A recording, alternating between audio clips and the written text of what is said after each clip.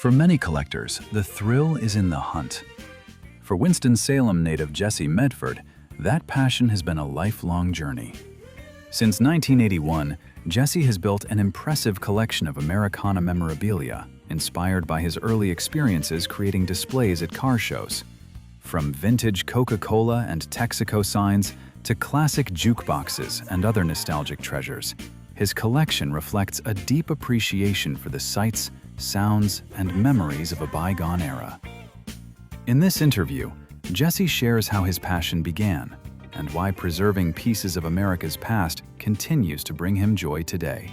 I started showing cars a few years before this, and in the indoor car shows, the displays had memorabilia in it to reflect the year of the car, like jukeboxes and drive-in theater speakers, car hop trays, and that just sent something off in my system that made me want to do a lot of that. Jesse reflected on his first purchase. It was a Pepsi Cola thermometer. I bought it from a guy that lived about a mile from me that had gas pumps and a few items. I paid $18 for it. And since then, an $18 investment then is probably worth $180 now. And I realized that me collecting signs was probably the best investment I've made in my life, except marrying the woman that I married. My most valuable piece, in my opinion, is the 6-foot Texaco sign, two-sided porcelain, dated 1957. It's never been hung. It's what in my collecting world is related to is NOS, which means new old stock. And I have 2 of those. And how much did you pay for it? Back then, as long as you're sitting down and you can hear this, I paid $250 for it, and I turned down $8,000 for it, just a few months away. And my daughter said, "Daddy, you didn't sell it." I said, "Nope." My collection focuses on what I grew up with, and who knows more about this stuff than the people that grew up in it. And so the stuff that I see, I know what era it was, and I put a collection of my life, of my growing up years together. And I can relive my life. All I gotta do is come down to my basement. I got a 3-4 play jukebox. I got a pay telephone. I got a 5-cent Coke machine. So that's what I had when I grew up, and I still got it. I love Winston-Salem history, and 3 of the items that I have that I really enjoy looking at is Major Cola. Not many people know that there was a Major Cola bottling company in Winston-Salem back in the 40s.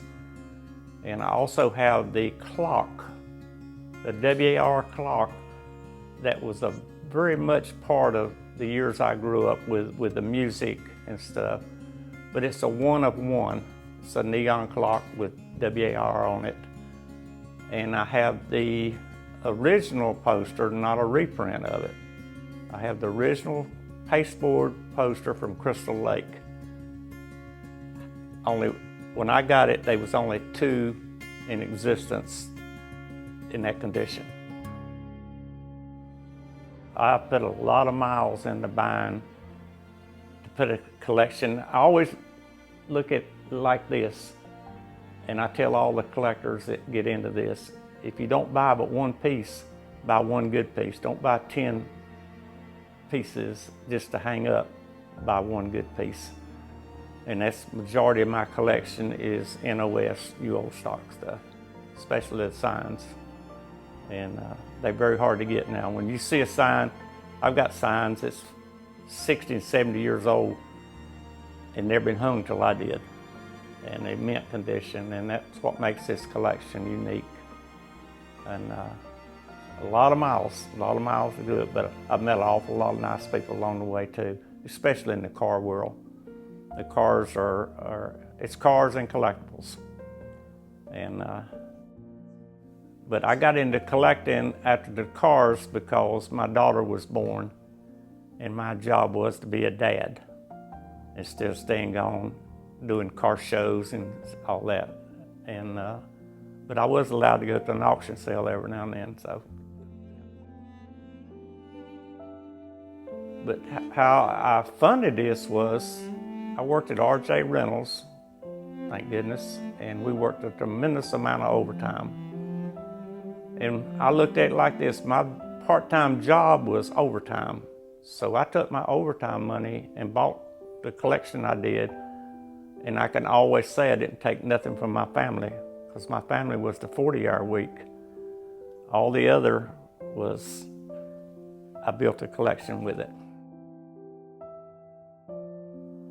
I would love, my dream was to have a metal building with living quarters in it, and they call it a barnuminium now, where I could walk in and flip a light, and these 20-some neons I got, all these jukeboxes, the gas pumps, all of it lights up. I got 60 clocks, and it would be a sight to see.